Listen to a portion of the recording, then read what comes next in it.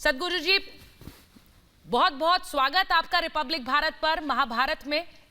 और आज मुझे लगता है सबसे बड़ा सवाल सदगुरु जी, जो आज योगी आदित्यनाथ ने रिपब्लिक भारत के साथ साक्षात्कार में बात कही, उन्होंने कहा है कि जो सेक्युलर चेहरा है, धर्मनिरपेक्ष चेहरा है भारत का, वो इसलिए क्योंकि ये हिंदू बहुल है और यहां पर हिंदू उदारवादी है, इसीलिए ये सेक्युलर चेहरा है।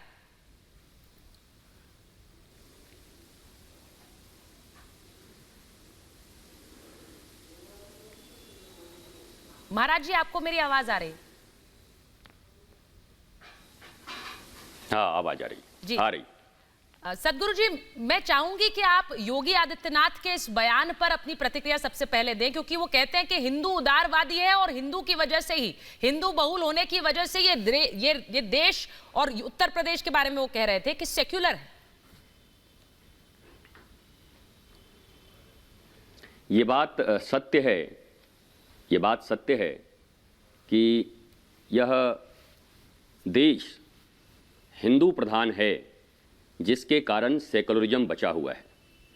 इसी हिंदू देश से अलग हुए, चाहे वो पाकिस्तान हो, बांग्लादेश हो, अफगानिस्तान हो या जितने भी देश हों, आज उस देश का स्ट्रक्चर क्या है? क्या वहाँ पर सेकुलरिज्म है? सब के सब इस्लामी कंट्री हैं। 57 इस्लामिक कंट्री में भी जितनी सुख शांति नहीं है, भारतवर्ष एक ऐसा देश है जो हिंदू प्रधान होने के कारण सेकुलरिज्म को बचाए हुए है। यद्यपि यहाँ के सेकुलरिज्म का प्रयोग बहुसंख्यक हिंदुओं की प्रताड़ना के लिए किया गया है, ये विषय अलग है, लेकिन इस बात से पूरी दुनिया सहमत है, केवल उत्तर प्रदेश और भारत ही नहीं, कि जब तक भारत हिंदू प्रधान है तब तक यहाँ आनंद है, शांति है, प्रेम है, सेकुलरिज्म है। जिस दिन 80% नहीं 60% किसी और कौम के लोग हो जाते तो यह स्टेट भी इस्लामिक स्टेट होता। इसको कहने में कोई गुरेज नहीं होना चाहिए, स्पष्टवादी होना चाहिए। और इस दृष्टि से यह बयान प्रत्येक भारतवासी का है। वो किस दल से हैं, कहाँ से हैं, इससे कोई मतलब नहीं। प्रत्येक राष्ट्रवादी, प्रत्येक सनातनवादी और प्रत्येक भारतवंशी का यही आवाज होगा कि जहां सनातन और हिंदुत्व बहुल क्षेत्र है, वही क्षेत्र शांति प्रिय है और वहीं पर सेकुलरिज्म बची हुई है, नहीं तो फिर बाकी तो धर्म प्रधान हो जाते। 80% होने के बाद भी सेकुलर स्टेट है, देश है, ये तो कब का धर्म प्रधान हो गया होता अगर कोई भी और कंट्री होती, तो कोई भी और कौम होता तो। इसलिए मैं ये सभी बैठे हुए लोगों को, भारतवंशियों को, राष्ट्रवादियों को, सनातन प्रेमियों, दल के दलदल से ऊपर बात कर रहा हूं मैं, दल के दलदल से ऊपर उठकर दिल की बात कर रहा हूं। और ये प्रत्येक को पता है, हर एक को पता है जो यहां बैठे हैं, और प्रत्येक भारतवंशी को पता है। जी पूछिए। सतगुरु जी, योगी जी ने जो बात कही, उन्होंने हिंदू फोबिया का जिक्र किया, यानी कि हिंदू और हिंदुत्व के खिलाफ एक तरह का एक डर बिठाने की कोशिश कि देखिए हिंदू संगठित हो रहे हैं और हिंदू किस तरह से संगठित होकर एक डर फैला सकते हैं। वो एक हिंदू फोबिया कि भाई देखिए ये अगर संगठित हो रहे हैं तो ये सही नहीं है। वो आपको लगता है एक ऐसा डर फैलाने की कोशिश की गई है, एक ऐसा एक एजेंडा, एक प्रोपेगेंडा फैलाने की कोशिश की गई है? इस देश में 70 साल में जो नैरेटिव्स गढ़े गए हैं वो ज्यादातर हिंदुओं के खिलाफ गढ़े गए हैं, और ये प्रोपेगेंडा है जहां हिंदू आतंकवाद की बात हो जाती है। पूरे दुनिया को पता है कि आज आतंकवाद का चेहरा कैसा है और आतंकवादी कहां है। मैं आज भी मानता हूं कि आतंकवादी किसी धर्म, किसी मत के नहीं होते। आतंकवादियों का अपना एक अलग मत होता है, लेकिन हिंदुओं के ऊपर जिस प्रकार से भारत में हिंदू फोबिया वास्तव में लागू किया गया है कि हिंदू एकत्रित हो गए तो तुम्हारा क्या होगा। आपके उत्तर प्रदेश के चुनाव में खुलेआम लोग बोलते हैं, आप सुनते होंगे, बाहर से भी आके लोग बोलते होंगे, भारत के चुनाव में बोलते हैं। आप बताइए, भारतवर्ष में जहां जहां हिंदू अधिक हैं और वहां पर अन्य कम्युनिटी के लोग रहते हैं, क्या कभी उनको कोई दिक्कत हुई? लेकिन आपसे मैं एक सवाल पूछता हूं, जब उसी कश्मीर में कोई कम्युनिटी बढ़ जाती है तो रातों रात कश्मीरी हिंदू विस्थापित हो जाते हैं, मां बहनों की इज्जत लूट ली जाती है। सड़कों पे कत्लेआम हो जाता है, तब संविधान भी कहां था, तब लोग भी कहां थे, तब धर्म के नाम पर जो लोग प्रवचन करते थे वो लोग भी कहां थे।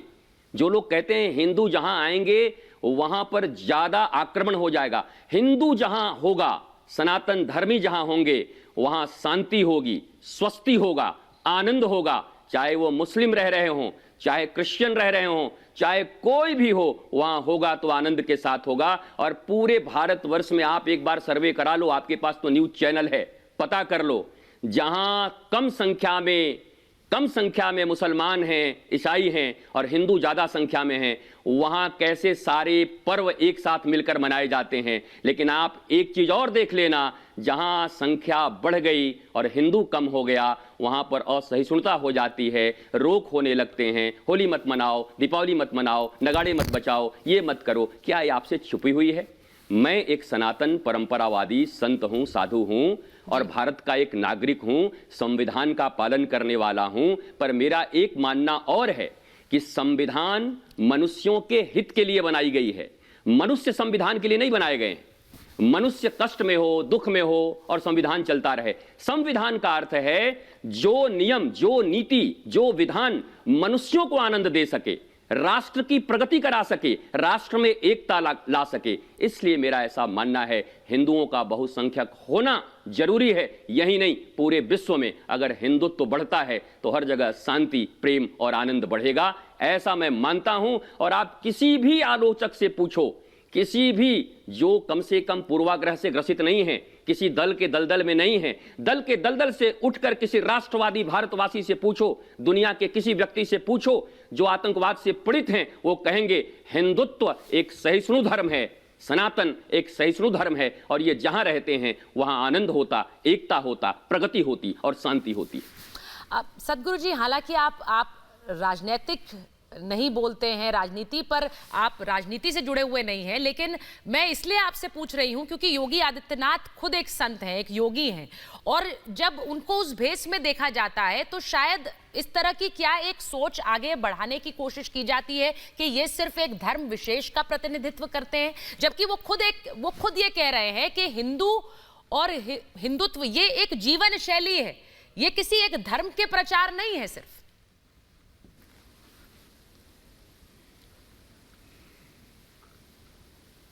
देखिए, हिंदू और हिंदुत्व की परिभाषा बहुत लोग कह रहे हैं।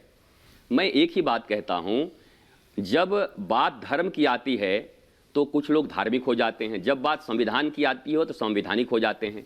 बहुत से लोग कहते हैं संविधान से राष्ट्र चलना चाहिए। मुख्यमंत्री योगी आदित्यनाथ जी वो संविधान के तहत मुख्यमंत्री बने हैं, जनता ने उन्हें चुना है। और मैं आपसे एक बात कहता हूं कि जो भी नीति बनती है वह क्या किसी धर्म विशेष के लिए बनती है?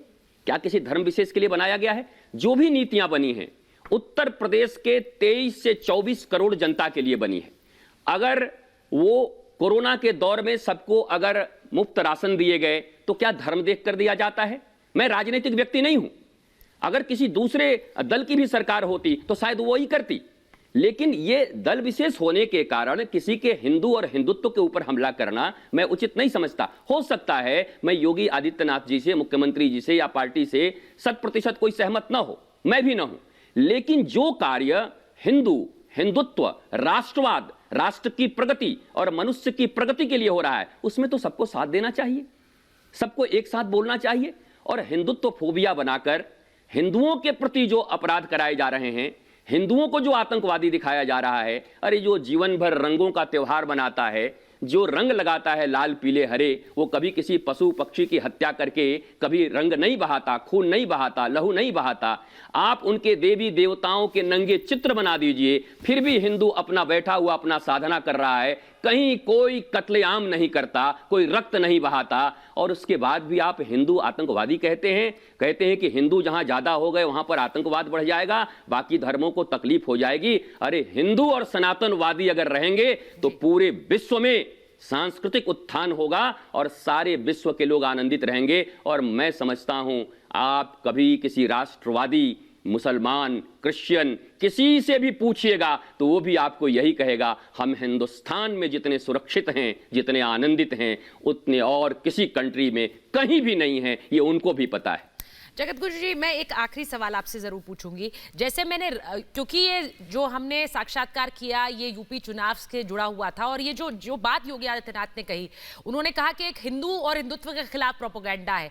आपको लगता है कि पहले भी तुष्टीकरण होता रहा, लेकिन उसके खिलाफ क्या कितने लोग उठ खड़े हुए और बोला उसके खिलाफ? लेकिन उस तुष्टीकरण के खिलाफ बोलने पर मुझे लगता है कि उस तरह के सवाल नहीं उठे हैं। लेकिन जब हिंदुत्व और हिंदू के संगठित होने की बात होती है तो उस पर एकदम से आरोप लगा दिया जाता है कि देखिए हिंदू संगठित हो रहे हैं और ये ठीक नहीं है, ये गलत है। भारतवर्ष सनातन धर्मावलंबियों और हिंदुओं का देश रहा है। ये पाकिस्तान, अफगानिस्तान और बांग्लादेश भी कभी न कभी हिंदुस्तान के अंग रहे हैं और मेजॉरिटी हिंदू रही है। तो मैं इतना ही तो कह रहा हूं कि जो पढ़े लिखे लोग हैं, पीएचडी किए हुए लोग हैं, जो एकेडमिक क्वालिफाइड हैं लेकिन एजुकेटेड नहीं हैं, आध्यात्मिक विद्या जिनके पास नहीं है, वही आपको ऐसी भाषा बोल सकते हैं। नहीं तो आप पूछिए, जो थोड़ा भी आध्यात्मिक भाषा को जानता होगा और प्रेम की भाषा को जानता होगा, वो पाकिस्तान में रहना पसंद करेगा, अफगानिस्तान में रहना पसंद करेगा, बांग्लादेश में रहना पसंद करेगा या हिंदुस्तान में रहना पसंद करेगा। वो खुद बता देगा। मुसलमान भी होगा तो कहेगा हिंदुस्तान मेरा सबसे बढ़िया है, मैं हिंदुस्तान छोड़ के नहीं जाऊंगा।